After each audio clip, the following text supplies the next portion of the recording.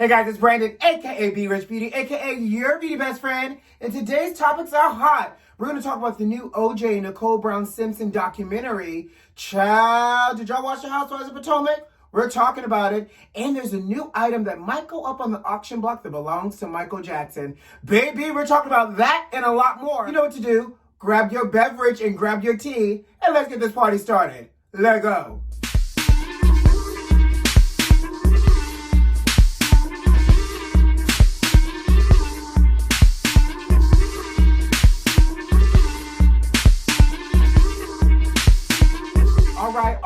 All right. So beauty besties, let's have a real conversation. I owe y'all a little bit of an apology. Baby, I didn't drop a video on Friday or Sunday, and partly for two reasons. And we're gonna just have a little real personal conversation. One, I had some friends in town and we rented an Airbnb here in Miami and we did it real world style. Yes, honey, I said real world because he wanted to be on Real World back in the day. So we had a little real world style reunion this weekend, but most importantly, what really impacted me was, baby, do you not know I woke up Friday morning with my face inflamed and swollen and red and uncomfortable, lip was swollen. I had some weird allergic reaction. I don't know why, honey. Could have been the sheets. I'm not used to sleeping in anybody else's bed except my own. So it could have been a lot of different things, but it took literally all weekend for my face to heal. And I'm sure at some point I'll get real close and you can still see there's a little bit of texture right through here. And the crazy part is I hate when I get these allergic reactions because they happen in the same place every single freaking time. Right through here, slightly here, and obviously my top lip always puffs up a little bit like Hootie and the Blowfish. Anyways, thank God 2020 didn't take out this mug. So in today's video, we're going to use very little product because I need to have my face heal. But I had people yelling at me, sending me comments and text messages like, Beauty Bestie, where's the videos? So I felt like I owed you an explanation of why your Beauty Bestie had to take a couple sick days off. And so, baby, I am back. So let's jump right into it. So Nicole Brown Simpson, OJ's ex-wife that he murdered. That got murdered, allegedly. He went on trial for all of that. We know the story and the saga of OJ Simpson. It was really the real version of How to Get Away with Murder minus Annalise Keating, honey. It was How to Get Away with Murder, OJ Simpson style. But I digress. Anyway, so there's going to be I'm almost out. There's going to be a 2-hour documentary celebrating the 25th anniversary, 25 years. Y'all, 25-year anniversary of the acquittal of OJ in the trial of the murder for Nicole Brown Simpson and Ron Goldman. Now, where were y'all 25 years ago when this man was freed? I know what give us free. I know where I was. I was in Atlanta. I remember how big of a deal it was, even though I didn't realize how big of a deal it was, because, I was still a very young B.Rich. But 25 years. So because of the anniversary, they are doing a 2-hour documentary. And in this documentary, I don't know what else we could discover. Well, actually, I do know what else we could discover. But I'm just saying, we've had documentaries, we have mockumentaries, we've had, FX shows. We've seen every incarnation of the Nicole Brown and OJ Simpson saga. But yet we get something else. So apparently Nicole's sister will be reading out of Nicole's diary. Grab your tea. And during this diary reading, she documents and she shares in her diary I'm gonna have to go old school, y'all. All of the abuse that she endured at the hands of OJ. So if I'm here for another documentary. If y'all gonna give me some new jewels and gems and some new evidence to support everything we already knew about OJ, but I'm here for it. So 2-hour documentary, and it's going to be coming on one of them documentary channels, child. I'll keep you posted. Speaking of famous people tomfoolery, Michael Jackson's cousin, she might be a third cousin, maybe twice removed, honey. But baby, mama is saying that she has the final IV that gave Michael his lethal dose of propofol before Michael went on to glory and was snatched up out of that house and taken on to the hospital. She said that she took that IV out the house when she left after Michael died. So, I can't help. My mind just, runs so many damn scenarios. I can't help but think she was probably like, oh my God, Michael's dead. All right, let me head over to the hospital. Shoes, check. Purse, check. Wig, check. IV, double check. Like, ma'am, what makes you think to grab a whole IV? And she's selling the IV, saying that not only when she got the IV, it had the propofol in it. Obviously, 11 years later, it's, evaporated out of the IV bag. But she is apparently, I guess, one of the selling points of this IV for auction is that it still has a stain of Michael's blood on it. Man, that sounds biohazardous at this point. Like, if you want to do something with this, ma'am, give it to the Smithsonian. Lock it up in a museum. Store it in a vault. But girl, you want to put this up on an auction block? And guess what? Apparently, she is auctioning this thing off for $2,500.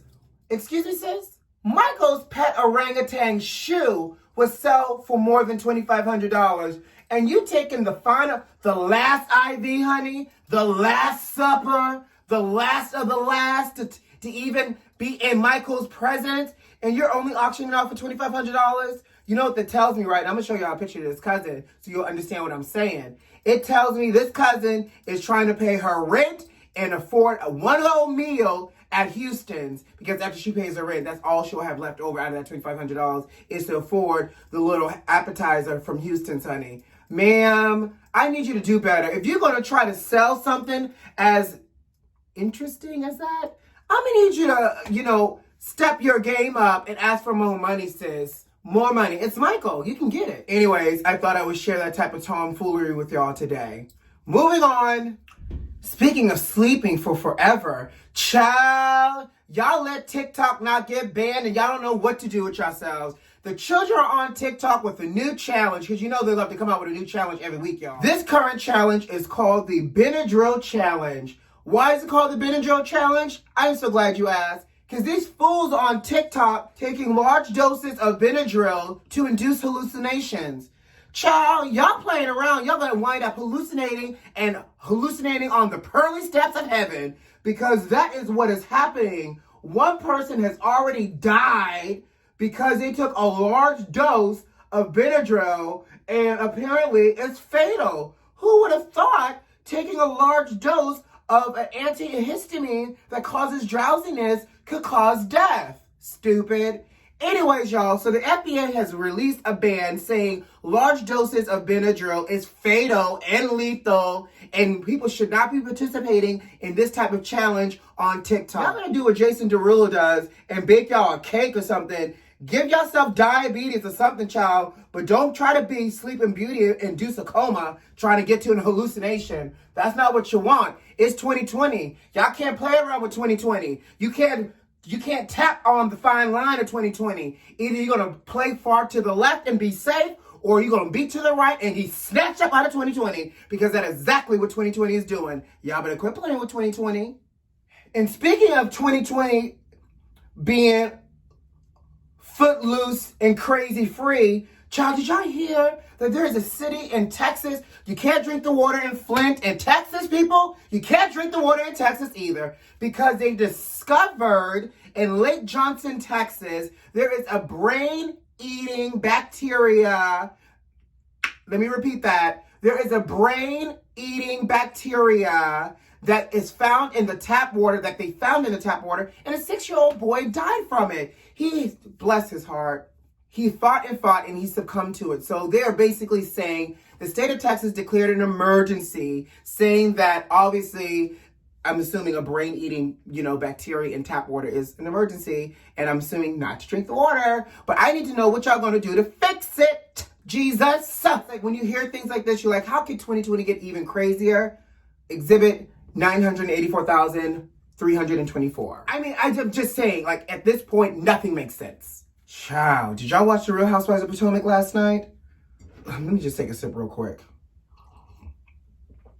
So, last week we left off with what it looks like was about to be a fight. And this week we picked up with the fight. So just to give y'all a little recap, last week the girls all went to a little winery thing, just to celebrate Giselle and this literary award that she won for a book that I've never even heard of, but I digress. So Candace and Monique get into it.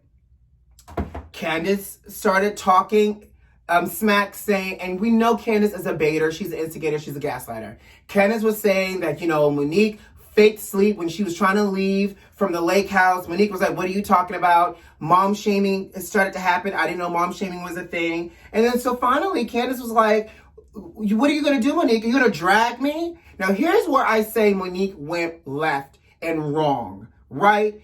Because she started flicking Candace's hair. Now, you don't put your hands on nobody. If we haven't learned anything through the years of watching any of these Housewives franchise, you don't put your hands on nobody. If we didn't learn anything from Portia dragging Miss Kenya, honey, you don't put your hands on nobody. So she flicked her hair, then proceeded to grab Candace by the top of her wig and would not let go. Now, honey, she had the grip of death, which lets me know that, Monique is a little hood rat. But she was not letting go. She said she blacked out. She said that Candace put her glass in Candace's face. Now, Candace did hit her in the face with her glass because Candace had her head down because Monique had a fistful of Candace's wig, weave, whatever, protective unit. How about that? So anyways, so now the girls seem to be real kind of split on whose fault it is. Giselle and Robin thinks it's Monique's fault. And I agree because when you look at this scene, she is lucky Candace didn't reach around on that table to grab a whole bottle and bash Monique upside her head. So Robin and, like I said, Giselle feel like, yeah, Monique's in the wrong. Karen seemed like she was on the fence, siding with, obviously Monique. And Ashley Darby, Ashley is like, I don't know, I wasn't here, I went to the bathroom. I think it was also strategic that Ashley just disappeared for a long time to go to the bathroom while all that was happening. And then, of course, Wendy seemed to have been on the side of Candace as well. So I can't wait to see what next week is going to bring because it looks like there's some type of intervention happening at Karen's house, the Grand Dame. And the way the trailer is set up, it looks like Monique might be exiting stage left. I'm surprised they didn't press charges. Whew, child. I can't take it. Speaking of housewives, child. So, Housewives of Beverly Hills lost 2 members, Teddy and Denise Richards. And so apparently now, Caitlyn Jenner's manager and roommate, and I'm sure there's also a little lady pawn actioning happening over there too, are in talks of trying to be on Real Housewives of Beverly Hills. So I guess the manager is trying to get Caitlyn on to also be the first transgendered woman on the Housewives of Beverly Hills. Well, I will say this, and I'm not a huge fan of Caitlyn at times because I feel like she's problematic within the trans community, and her story does not reflect the normal story of the average trans woman. And I don't feel like Caitlyn does enough with her platform either to support trans life outside of that TV show that Caitlyn had at one point on E! During her coming out story, in a sense. But at least Caitlyn would fit right in, honey, because they apparently all use the same doctor. I don't know if I could watch another season of Beverly Hills Housewives if Caitlyn is on it. And I'm like, Caitlyn, are you trying to be on this because Chris was like, y'all don't need a Kardashian Jenner on here. I can be a friend of Kyle and just stop in. But Caitlyn seems to be wanting to vie for the spotlight, honey. And now that Keeping Up with Kardashians are coming to an end, maybe Caitlyn's trying to figure out a new paycheck to stay in people's top of mind and on the television screen. And Caitlyn, you can keep it. I choose not to consume your type of tomfoolery, honey. Looking like the whole Crypt Keeper of breast. I digress. Speaking of housewives, Wendy Williams did Watch What Happened Live with Andy, and Andy asked her what her thoughts were on NENE leaving and if they were still friends. And Wendy said, NENE and I are still friends. I believe that you guys at Bravo will end up having her back. NENE is dramatic. NENE likes attention. She likes dramatic attention. And I feel like all this will work out. She also went on to say, Housewives is known to give people a platform to promote their businesses. I'm not trying to count NENE's coins, but you know, what is she about to do for coinage now that she ain't got this job? So for Wendy to be friends with NENE, Wendy kind of went in on NENE. She was like, what is NENE going to go on to do? A TV show with NENE and Greg? Boring. NENE as a grandmother? Boring. NENE trying to find fame? Boring. And it kind of made Andy uncomfortable. But Wendy went in true Wendy Williams style. And baby, you know, Lanithia Leaks wasn't having it. Nethi did a whole rant of text messages calling Andy racist and calling Wendy, the capital letter P herself, a cocaine head. My. Y'all, before I get out of here, did y'all hear about Mariah Carey, the latest in the Mariah Carey antics from her book? I can't wait to get this book. So Mariah revealed in her book that her older sister Allison tried to sell her to a pimp. And the way she tried to do it is she gave teenage Mariah a Valium Teeny. For those that don't know what a Valium Teeny is, it's Valium and a Teeny, honey. You can put it in whatever you want, whether you want to make it into a cocktail or not. But she gave her a Valium and it was so descriptive, and a pinky nail worth of coke, and to get her high and loose, honey, and tried to sell it to a pimp. Now, what I can say for sure is obviously we realize Allison is touched by an angel, and not the kind of special kind, but the kind that would do any and everything to try to keep $1 in her pocket. So obviously we know Allison has had a hard knock life. I'm trying to figure out how Allison knew a pimp at her age to try to sell her little sister off to a pimp. But the drama Mariah has endured has told me one thing. One, she's the most stable person in the family. And two, kind of know where, you know, Mariah's low-level crazy comes from. It's a family trait. All right, guys, I got to go. I hope you have a great day and a great week. I'll see you tomorrow. But before I go, who loves you? It's me. I do. You know what to do. Subscribe to the channel. Like this video if you like this video, and leave me a comment. I'll see you tomorrow. Bye.